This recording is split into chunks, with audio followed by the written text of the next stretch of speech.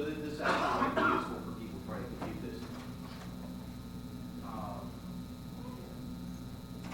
How many people, let's see, here's Sunday for Damien's class. We have one person, so this might be, this will be fun because it shows you how to do some things in Perl 5. We get going. So in the beginning there was spaghetti code, and we've all seen it. 4-track with go-tos, assembly that jumps back on itself. And we've all had to deal with this stuff, and it's a mess. Nobody likes it. So we invented objects.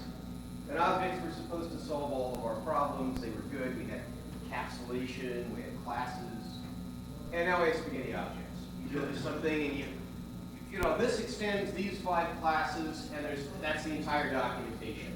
The Perl XS docs have made it more than once make you want to jump out of windows. All it tells you is, this extends that stuff. Okay, great, now I've got to go find 5, and each one of those extends something. Encapsulation was supposed to make the data safe, and now you find you go into the encapsulated part of life, and what do you find? You don't know what it does, because something else calls something. You got 85 levels of self. Self is, I think, but anyway.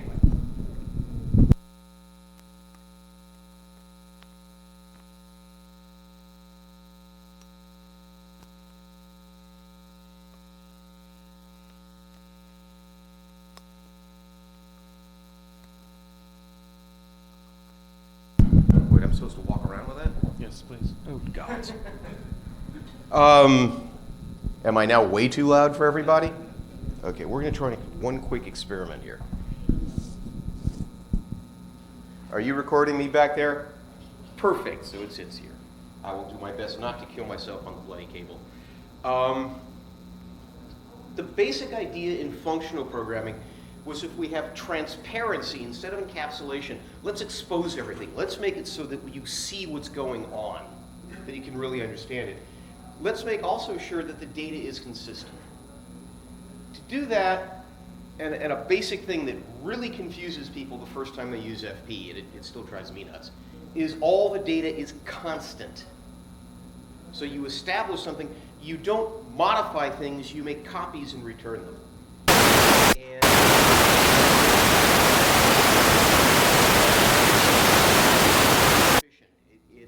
It's less overhead than you think. But the constant data, most of the time, most of us fry things because you modify an object in a way you didn't expect. Transparent transforms are another one. And the idea there is that instead of encapsulating everything and making it invisible to people, let me show you what's going on. You should be able to see what's happening. And that makes it easier to test things because you've got an idea what you've done to yourself. It also reorganizes the code a bit. A lot of times you'll find that you make a call to a method and you provide no arguments to it. And in objects that makes sense because the objects encapsulate what's going to happen inside the method. The problem is you make the call, you've got really no idea what portion of the data inside of the object is going to be used inside the function. It makes it really, even if you look inside the object, you don't really know what's going to happen. One thing that a lot of times you'll see in OO land and in any kind of spaghetti, you get side effects. You put something in and the object itself doesn't fully define what's going to happen inside there. So you get something and you test it and you've got the object, you have a mock object, you've created it, you run the test 3 times and you get 3 different outputs. That makes it really hard to test things. So avoiding internal state basically says that if I look in a function, what I give the function as its argument should completely define what comes out, which is a big, big help in testing. So it doesn't work. The grain of salt here is if I write a time function and it returns the same value, it isn't a very good time function. Random's a great example. If I give you read line and it returns the same line every time you read, you're probably not getting very good input. Databases. I probably don't want to return exactly the same data for every time I run a query.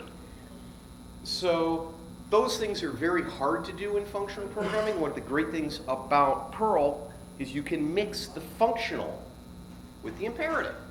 So I can have things that are objects that are DBI-ish, that deal with my fetching and have internal state and maintain side effects and encapsulate all the side effects in the database, and I don't have to bang my head against it, but I can go back to a functional approach where it makes sense. One place it does work, now the Glacier service charges a penny per gigabyte per month for storage. It is for cold storage of data you hope never to touch again.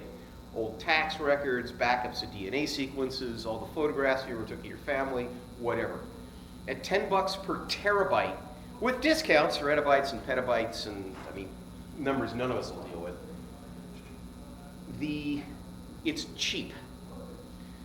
One of the interesting things they have, though, is that if you're uploading that much data, frequently you have to chunk it. You do a parallel upload in. You're not going to upload a terabyte and find it failing at 0.99 terabytes and have to start over. So they have a parallel load technique where you chunk the data into units of powers of 2 megabytes, 2, 4, 8, 16 meg. And what they wanted was a way to digest it, to check some of the data coming up, so that you use the same algorithm no matter how you chunk it, whether it's one big file or 5,000 small chunks. And they came up with this thing called a tree hash. So you tree hash things in units of 1 megabyte. You compute an SSA 256 of each meg of data, and then you take the pairs of hashes and you hash them, and you have the pairs of pairs of pairs until you get one data at the top. So that one digest goes up. The great thing about this is for every, say, 8 meg of upload, I've got one partial tree hash that I can send up. They compute it based on their megabytes. They can verify each one of the SHAs, and they can verify the total one. Same algorithm, there's no extra data that has to get sent to them. So this is an example from their website. Now notice on the right-hand side there, you'll always, data isn't always a multiple of 1 megabyte or a power of 2.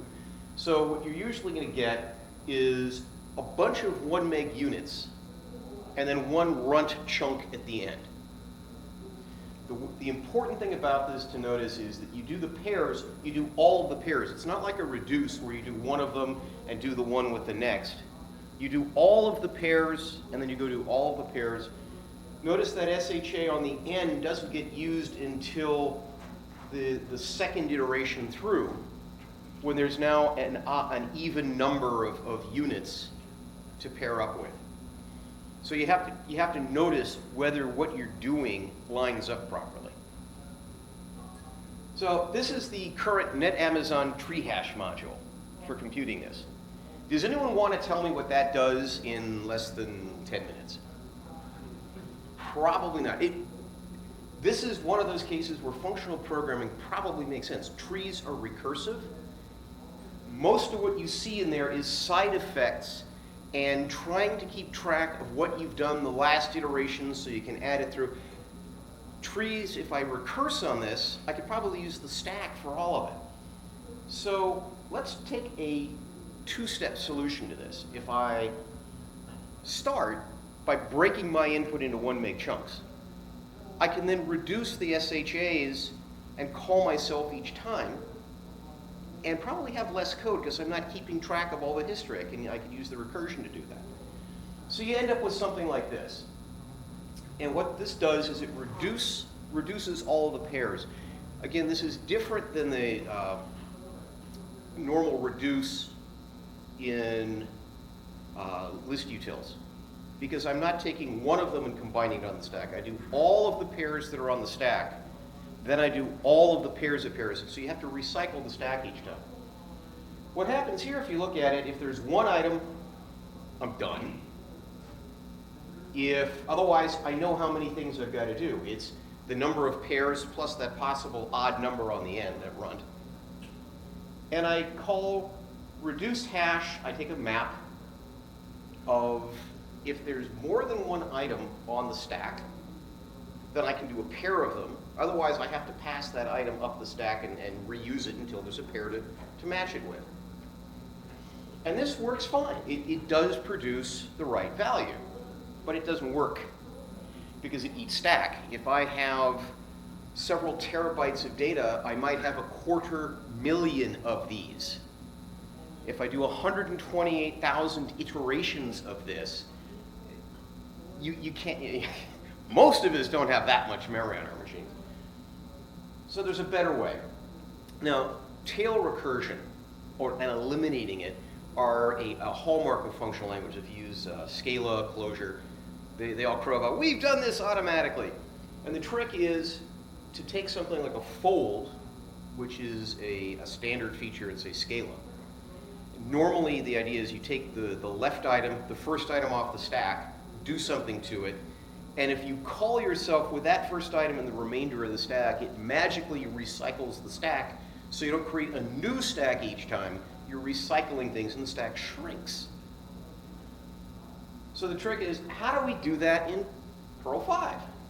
And it turns out it's trivial. Assign to add underscore. Bingo, I've just recycled the stack.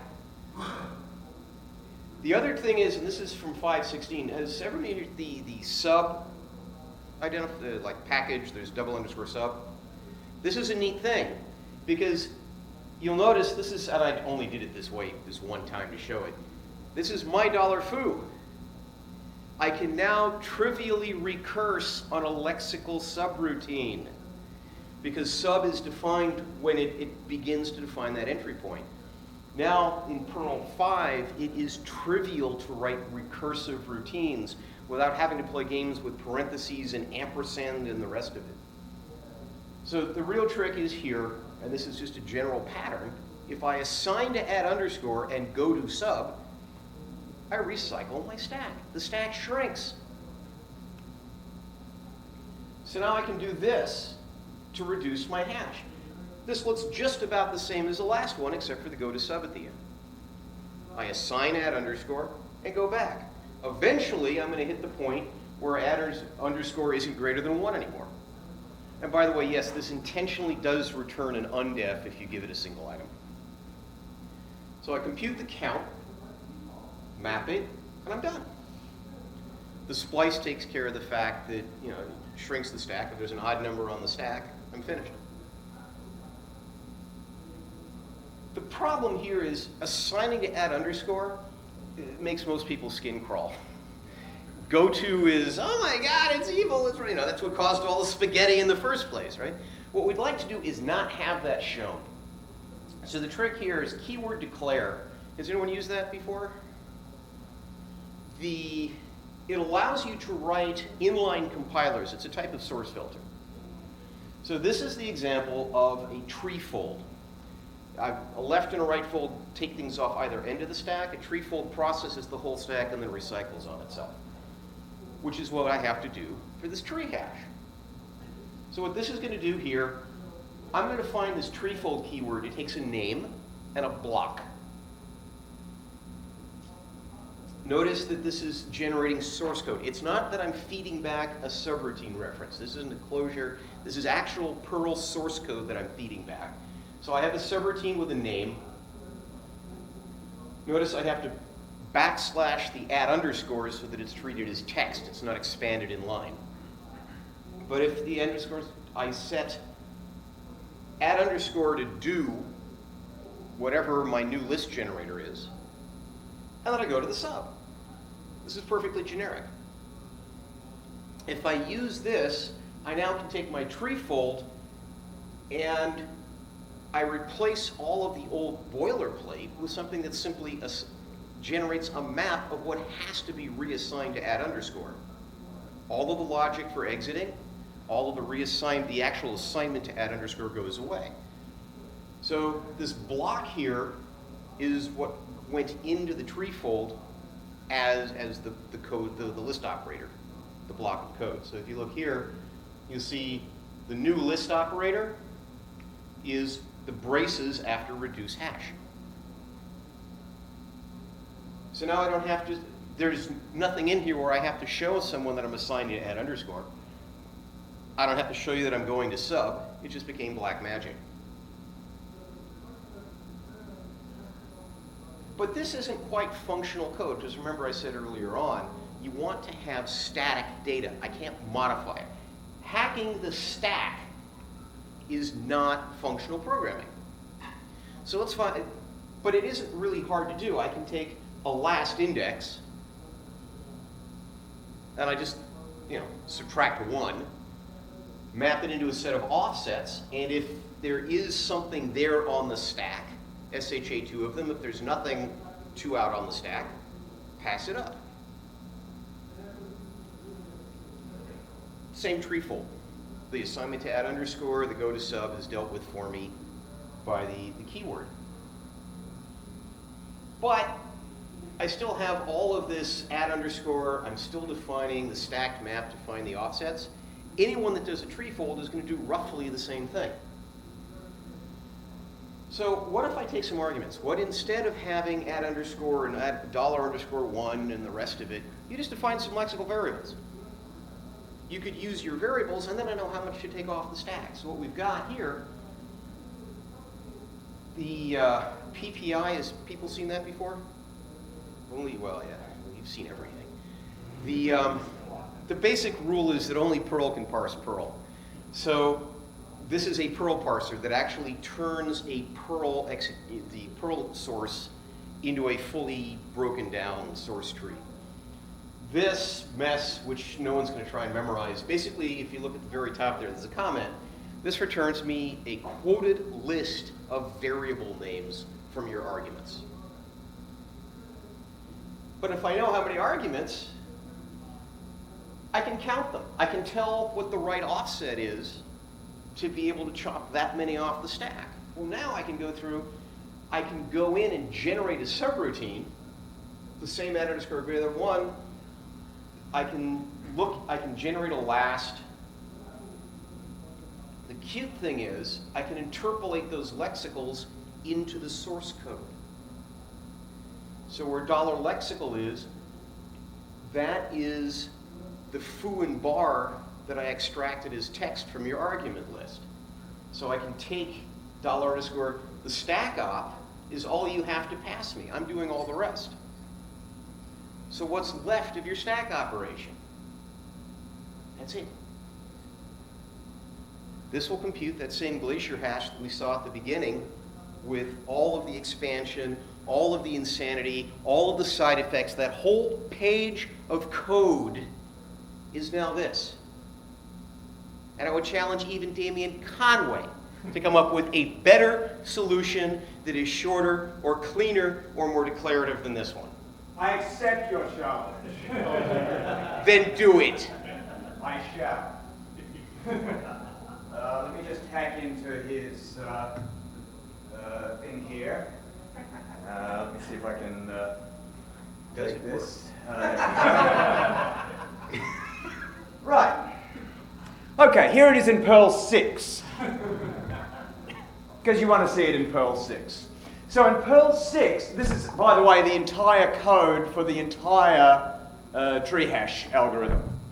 So we start off, we have a subroutine that takes a tree hash, and we pass it in some data and some kind of chunk size, which we're going to default to 1 megabit. And of course, in Perl 6, you can just put the squared there.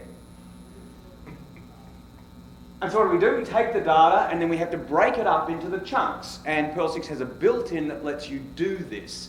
So the comb built-in says, give me some kind of regular expression, and I will go through your string and find matches for that, and then return you a list of the matches. So it's almost exactly the opposite of split. You know, split goes through and finds the things that don't match.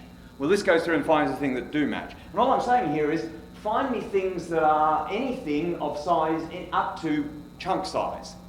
So it'll find me the first chunk size, and then the next chunk size, and the next chunk size, and if there's a bit over at the end, then the 1 to chunk size will allow me to take that as well. So from that, I get a list of all of the individual chunked components, and then I just map SHA-256 over them. And of course, SHA-256 being a function, I can just say map, and here's the name of the function. Literally, by giving the sigil. So that does the initial mapping of each of the chunks to char. But then, of course, I have to reduce the hash.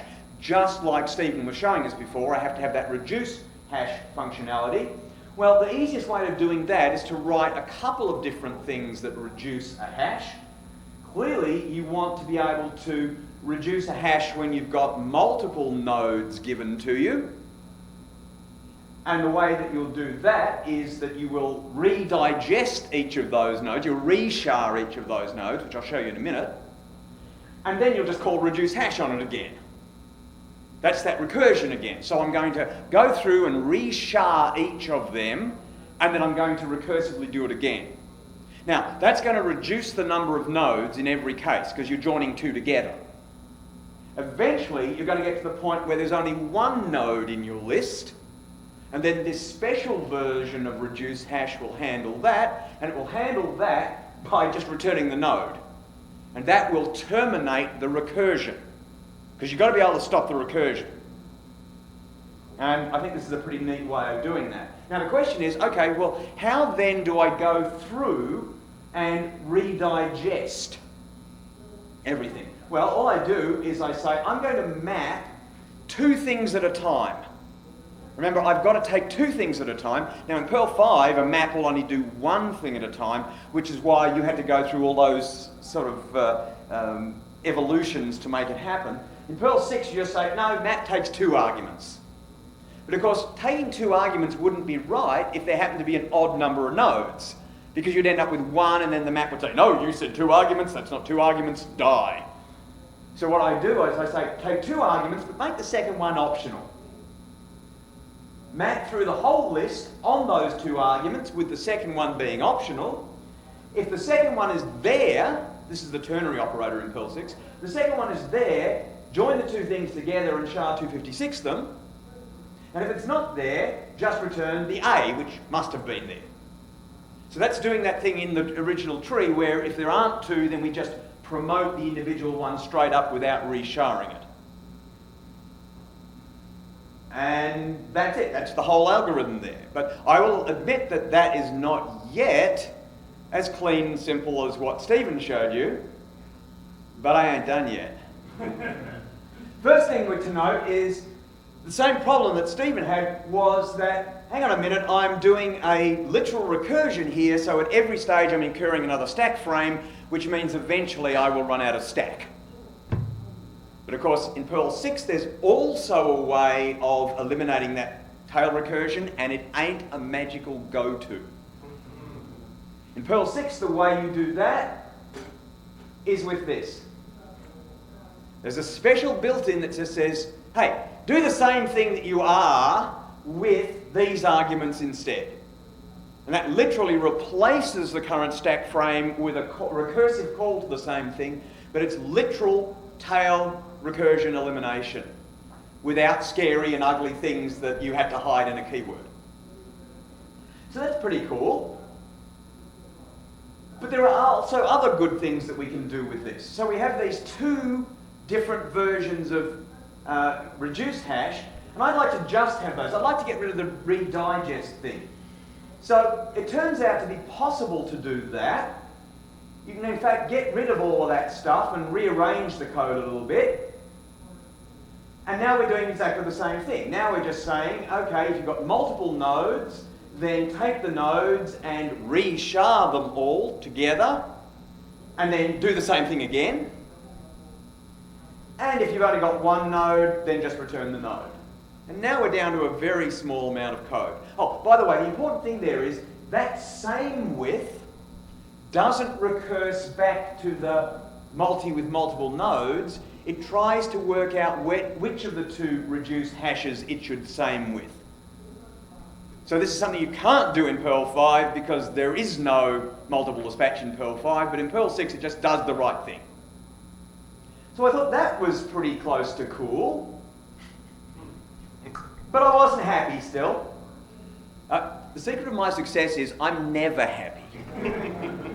It's like the Hulk, you know? I'm always unhappy. So I thought, I don't really need all of that stuff. It'd be a lot easier if I just had a treefold as well, because I like Stephen's treefold, it's kind of nice. Do I have to load a module and do all kinds of complicated stuff with strings to get it? No, of course I don't, because this is Perl 6.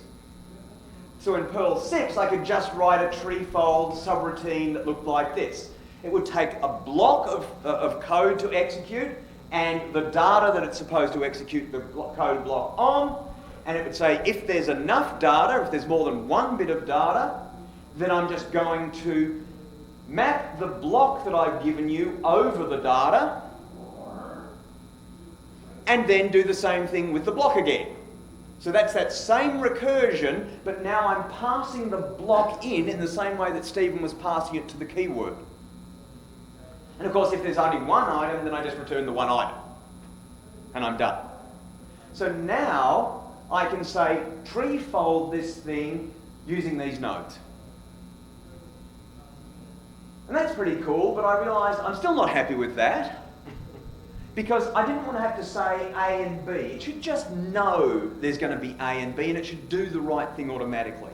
And guess what? In Perl 6, you can do that too. So, in Perl 6, I could just write treefold char of self-declaring A, self-declaring B. I'm still giving that block 2 arguments, but now I'm just not declaring them automatically. So now I still need a treefold implementation, but it needs to be a little bit more sophisticated. And it needs to work like this. In general, treefold is going to take a block and some data, but if it's just the block and ordinary data, it's just going to return the data. If there's not enough data to be treefolding, then we're finished treefolding. Now, how will I know if there's enough data to be treefolding? The second version says, this is the version where the amount of data is greater than the arity of the block.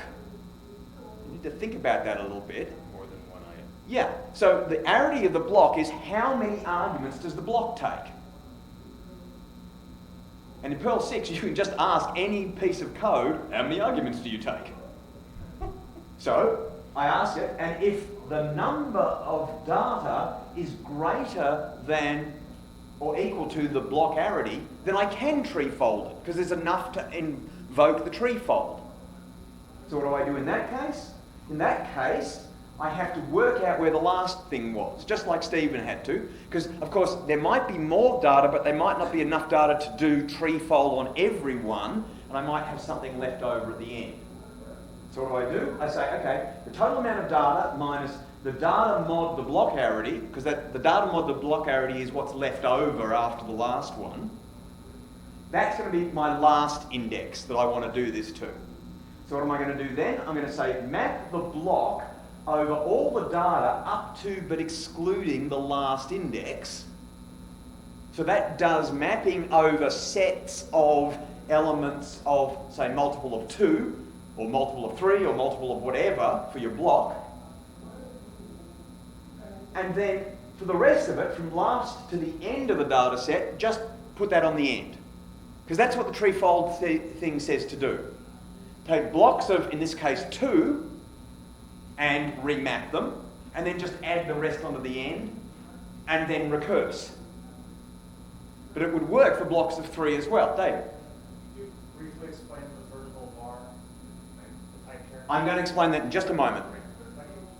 So the vertical bar and the pipe characters Thank you for asking that.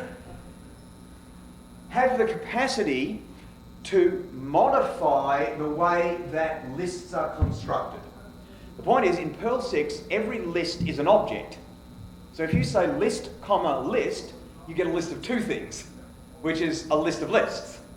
But sometimes we still want flattening, and that doesn't happen automatically in Perl 6. You want flattening, you have to have something that makes it flatten, and the vertical bar is one of the things in Perl 6 that will flatten this back down to a single list. And we want it flattened back down to a single list because I'm about to recurse with the block. So this is doing the same thing. Now, admittedly, that's not nearly as straightforward as the last thing that Stephen showed, but Stephen had a trick, and Stephen's trick was you take all of that and you put it into a module, which I claim I'm allowed to do as well. Now, the other thing is This module is as generic as Stephen's one. If you had a block that took 3 arguments, this would tree fold 3 at a time, or n at a time, or 1 at a time, although tree folding 1 at a time is not such a good idea. Yeah. So, at this point, I'm fairly close, but then I observed, well, this is functional programming, and here I have a function that I'm calling, and all that function does is do something with its argument. And in functional programming, when that happens, you can factor it back in.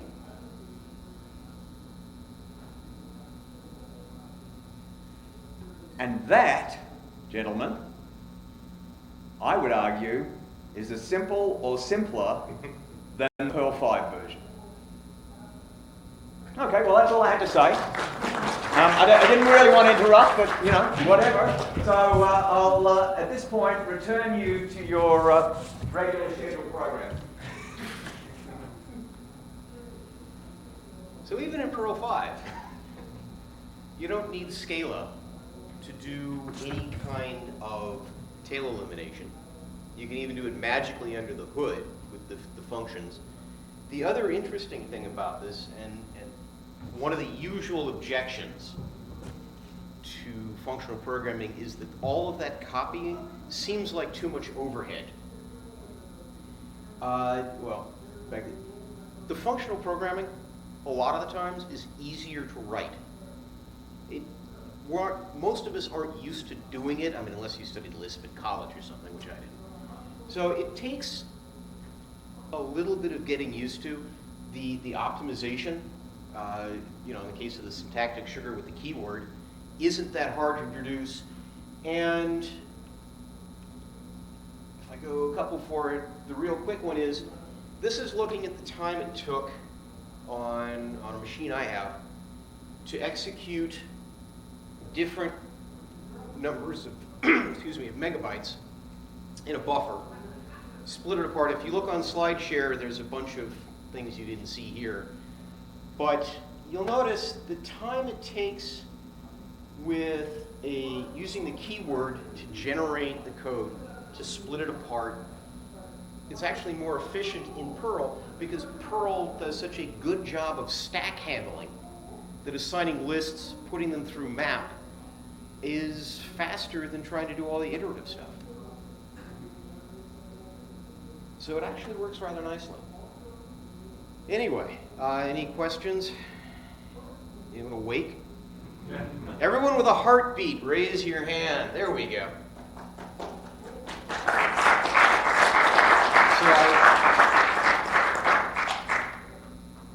is this only for like 516 and up, or? Well, the 516 and up because of the double underscore sub. There, otherwise, you have to do things with, you know, use vars and pre-declaring it and whatnot. Well, what would be the problem with just wrapping the whole thing in a while loop that says while argument this is greater than something, and then you skip the proof?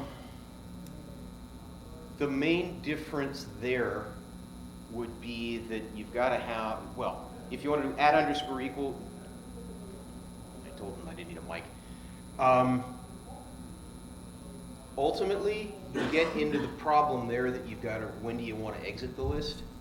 If the pure functional approach, because I can't modify the stack, I have only constant data, you get into the situation that how would I know that I'm done? If I'm not splicing the stack off, I can't do while add underscore greater than. The functional approach, by reassigning the stack and going to, you can see when you're done. Because I don't go to, if you have a while loop, you think about it, I've while the stack, I've computed last, I've iterated the thing, I've still got the stack.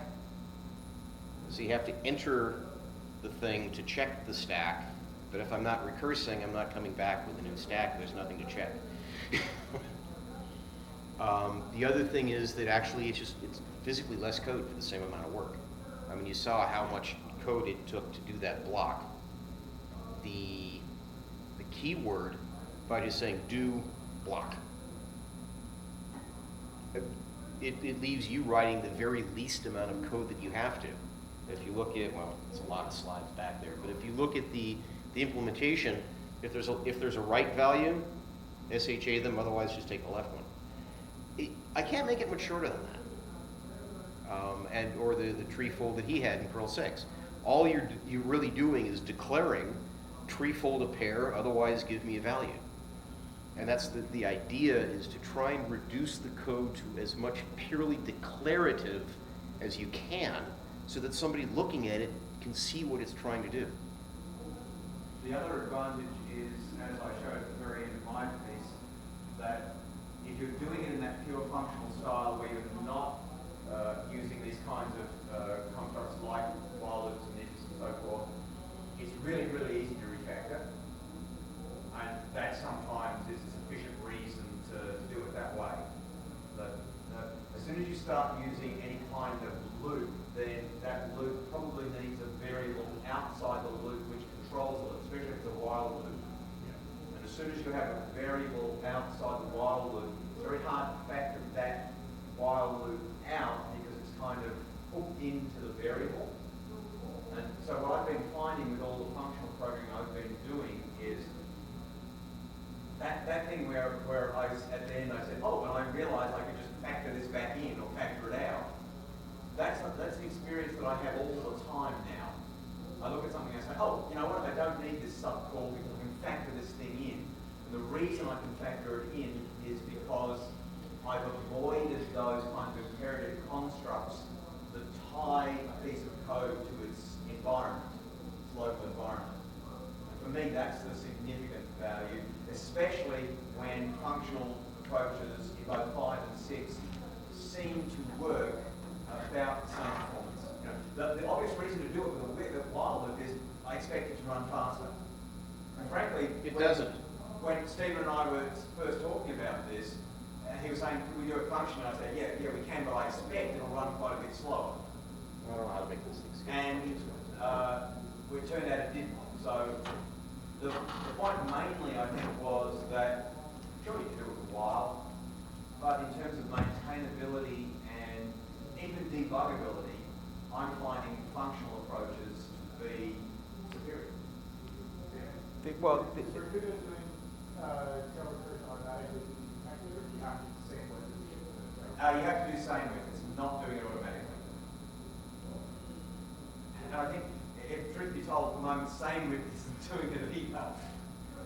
I think it's not actually doing the tail recursion elimination, although it's supposed to be. Although they may have changed because they released a new Recursion 2 days ago, and I haven't checked it out. There was one thing too, I mean, one of the great things about the Perl 6 is that being written in Perl 6, it's actually pretty flexible. So Sunday, David Adler brought up something about required taking a string to tell you what was wrong with something, and Liz actually got it into the code Monday morning by about 9 a.m. So for most sane improvements in the language and the progress of it, it's actually amazing how quickly it works, because the actual compiler for Perl 6 is Perl 6. It's not quite Perl 6. Sorry, was that helpful? I mean, if people want to see how this stuff works. If anyone actually cares about the rest of my talk, you can grab it on SlideShare, and it shows you actually there's another keyword for creating constants by creating a value keyword, and you can have a value for a variable, a value for a subcall, and a lot of the mistakes most of us make in OO programming are whacking something inside that you didn't realize, or you didn't realize someone was modifying something. So you can constify things very, very easily in Perl files. So that was it, unless there are more questions.